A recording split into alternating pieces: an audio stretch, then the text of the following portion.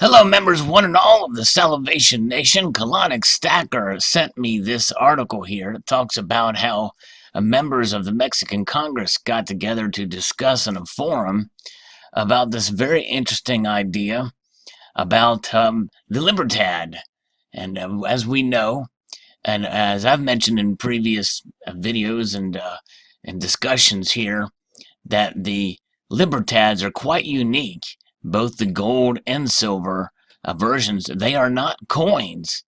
And although that is in a debate in and of itself, because there has been some talk, and of course there's been some talk before, I think, within the Mexican government about how they have sanctioned these pieces and sort of really maybe monetized the term ounza or onza and related to the actual weight, because as many of you are probably aware, peso, the word itself, means weight.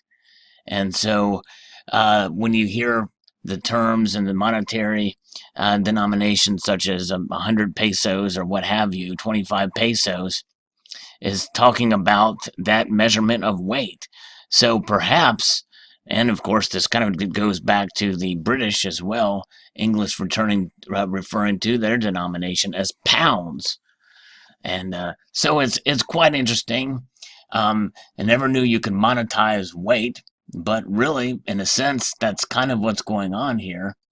And this debate here that they had and this sort of these options, it's quite interesting to see how they have played this out.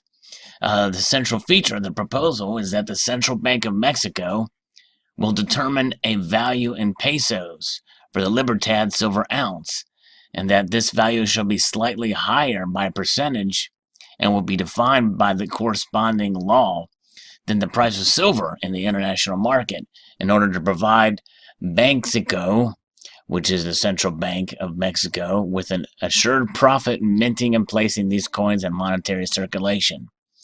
And so and it talks about how, the different ways that Mexicans save. 32% of the population saves informally, which is essentially like stuffing money under the mattress. And only about 15% saves in a formal manner. So it talks about how, in this opinion piece, that the coins that they carry around in their pockets are also worth less than as plain metal, which is why you don't see many 5, 10, or 20 centavos cents anymore. And so the other hand, talking about how the old silver coins are worth more than the peso stamp value on their faces, end up in the refineries, and the holders of the coins sold the coins at profit for their silver content. They're saying that this won't happen with the Libertad silver ounce, whose value will be adjusted upward and benefit the saver, who will thus retain his purchasing power no matter what may happen with inflation. And so owning the Libertad ounces, the public saving will float on the ocean of the currency throughout the years. And it talks about the great peace of mind for the investor, great or small, will encourage savings and financial responsibility rather than any other policy or public stimulus. So essentially it's silver backed. And this is not the first time this proposal had come up in the Mexican Congress, which is probably where I got some of my prior information. And the opinion piece says that we pray this time it becomes a reality.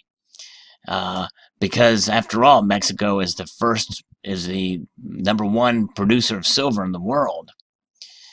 And so it's quite interesting. My only question, and this article really didn't touch on this, is that what will they stamp on the coins? Will they literally monetize the term ounce, onza? Will the Libertad itself be a monetary value that floats in terms of pesos? Will there be a new sort of a denomination based off of the silver? So in other words, a silver-backed currency. And will gold follow suit as well?